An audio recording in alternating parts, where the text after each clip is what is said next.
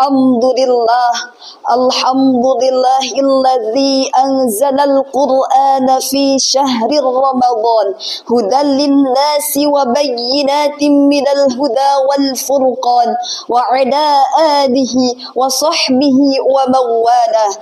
Amma ba'd. Yang kami hormati Dewan Hakim, Dewan Juri yang arif dan bijaksana, semoga selalu dalam lindungan Allah Subhanahu wa Ta'ala. Yang kami hormati dan kami banggakan teman-teman seperjuangan yang sebangsa dan seagama, semoga Allah muliakan.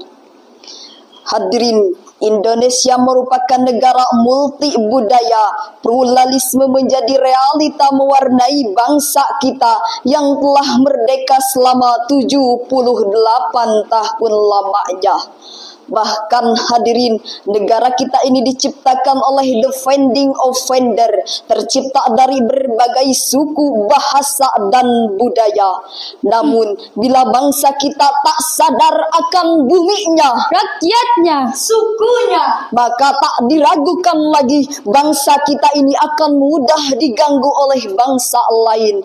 Multi budaya akan tergoyah, kemakmuran akan berubah menjadi kezaliman. Berbeda agama bukan jadi satu kekuatan, berbeda agama bukan jadi satu alasan. Oknum agama mulai menawarkan kemurtadan, fitnah bertebaran yang akhirnya mengakibatkan runtuhnya kesatuan, hilangnya kedamaian, hancurlah multi budaya Indonesia. Oleh karena itu, perkenankanlah kami untuk menyampaikan syarahan Al-Quran yang bertajuk Toleransi Lintas Agama dalam Membangun NKRI yang Harmonis, dengan landasan Al-Quran Surah Ar-Rum ayat 22 yang berbunyi sebagai berikut. A'udzu billahi minasy syaithanir rajim.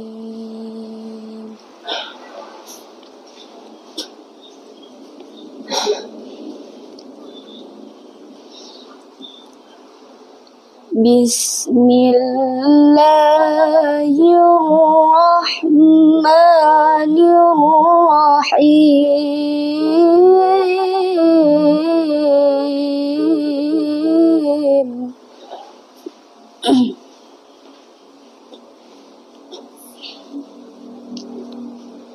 Wa min ayatihi khalqus samawati wal ardi wa ikhtilafu alsinatikum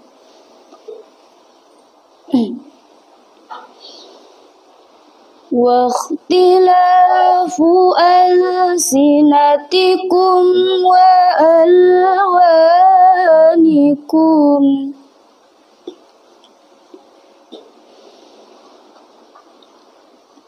Inna fi dzalika laayatil lil alimin.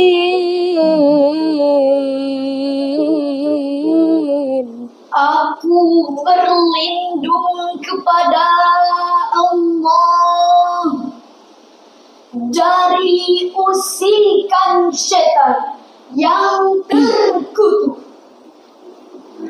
dan dengan menyebut asma Allah yang maha pengasih lagi maha penyayang. Dan di antara tanda-tanda kebesarannya ialah penciptaan langit dan bumi, perbedaan bahasamu, perbedaan warna kulitmu. Sungguh pada yang demikian itu benar-benar terdapat tanda-tanda bagi orang yang mengetahui. Hadirin, tafsir dalam ayat ini menegaskan atas kekuasaan dan kebesaran Allah melalui penciptaan langit dan bumi yang penciptaannya hanya membutuhkan waktu selama 6 hari.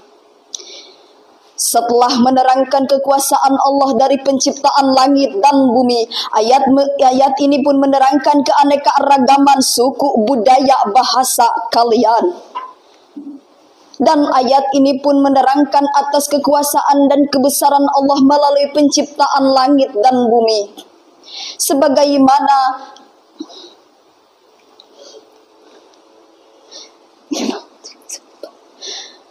setelah menerangkan kekuasaan dan kebesaran Allah melalui penciptaan langit dan bumi, ayat ini pun menerangkan keanekaragaman suku, budaya, bahasa kalian. Sehingga yang mulia Imam Ibnu Katsir mengatakan dalam tafsir Ibnu Katsir bahwa tanda-tanda kekuasaan dan kebesaran Allah yang lain ialah penciptaan langit dan bumi beserta beragam budaya kalian. Orang dusun basoloko ajo yang bijak umpak moga tambingin imbun daunnya, poi tampe batangnya balia tompe babarito. Orang Batak bilang piltik ni hasa pidota gotu pinggol anggo piltik ni hata sogodo pegel. Orang Jawa bilang urip aja mung dikanggo gawe nuruti nafsu, jenenge wong sing pingin mulya mesti kudu soyo. Itu adalah salah satu contoh ragam bahasa kita, bahasa bangsa Indonesia yang semakin menunjukkan atas kekuasaan dan kebesaran Allah kepada bangsa kita yang dibungkus dengan Bhinneka Tunggal Ika, berbeda-beda tetapi tetap satu tujuannya. Hadirin yang kami hormati, memori penghancuran gajah merupakan memori bagi kita dan menjadi trauma bagi yang mengalaminya. Bagaimana tidak, setiap hari, setiap waktu, setiap jam, bahkan setiap menitnya, penjajah itu yang tak lain adalah Zionis Israel. Orang-orang yang di hatinya penuh dendam, orang-orang yang di hatinya dipenuhi dengan hawa nafsu setan, sehingga tegaknya membarbardir, membabi buta manusia-manusia yang tak berdosa, sehingga Masjidil Aqsa menjadi sasaran utama bagi mereka.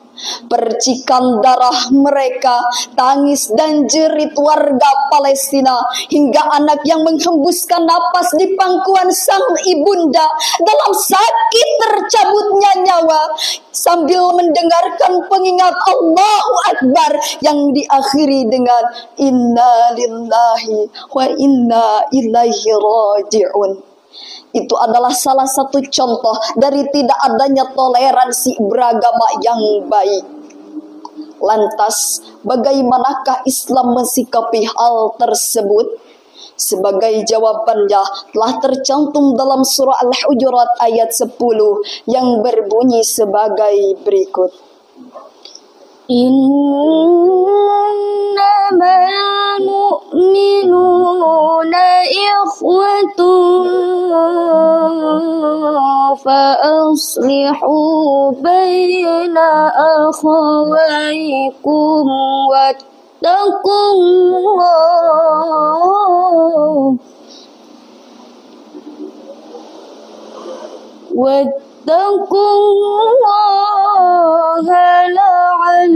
la'allakum turhamun.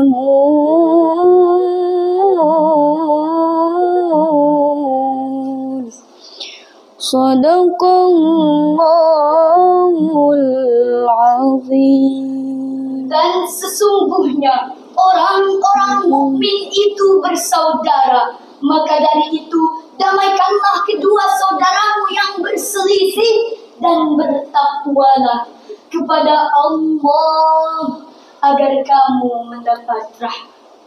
Maha benar Allah atas segala firman. Hadirin, tafsir dalam ayat ini menegaskan bahwa sesungguhnya seorang muslim itu adalah saudaranya muslim yang lain karena sama menganut keyakinan dan keimanan yang sama. Sehingga Nabi bersabda dalam hadisnya, al-muslimu akhul muslimin la yadlimuhu wa la yaslimuhu wa man kana fi hajati akhi kana Allahu fi hajatihi wa man faraja an muslimin kurbatan farajallahu anhu kurbatan min kurbati yaumil qiyamah wa man satral muslimina satrahullahu yaumal qiyamah.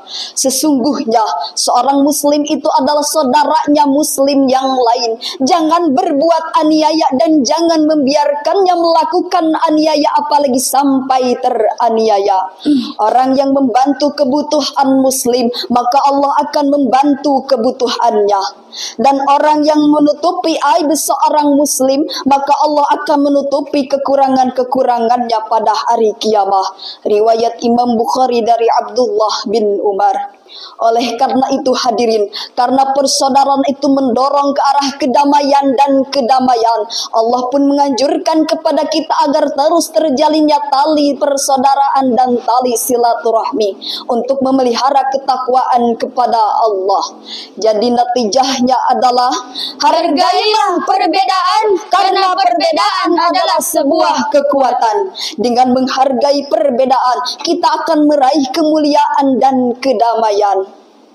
Kami pun mengajak kepada para pemuda-pemudi bangsa Indonesia untuk membuka mata dunia yang buta akan kebenaran, yang tuli akan keadilan, yang lumpuh akan keamanan. Karena peristiwa yang kita saksikan hari ini bukan lagi tentang dunia kita, tapi tentang akhirat kita. Kalau kau tak punya jasad yang kuat untuk ikut berperang, kalau kau tak punya harta yang berlimpah untuk kau sumbangkan, maka berzihadlah engkau lewat gadgetmu, berzihadlah engkau lewat Facebookmu, berzihadlah engkau lewat TikTokmu. Karena sesungguhnya di hadapan Allah nanti kita akan dipertanyakan, apa belamu untuk Al-Aqsa, apa perjuanganmu untuk saudaramu. Lantas mampukah kita menjawab hal tersebut?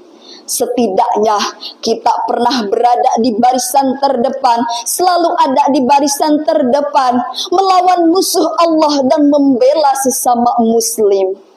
Kiranya hanya sekian uraian dari kami. Mohon maaf atas segala kekurangannya. Wa qad yurja li jar'i syaifi bur'u wala bur'a liman jarah alisan. Bila pedang melukai tubuh, masih ada harapan untuk sembuh. Tetapi bila lisan melukai hati, entah kemana obat yang harus kucari. Kami tutup dengan sebuah pantun.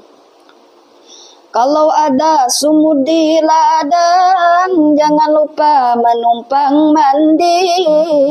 Kalau ada umur yang panjang, insya Allah bertemu lagi. Insya Allah bertemu lagi.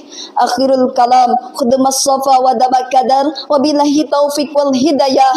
Wassalamu alaikum warahmatullahi wabarakatuh.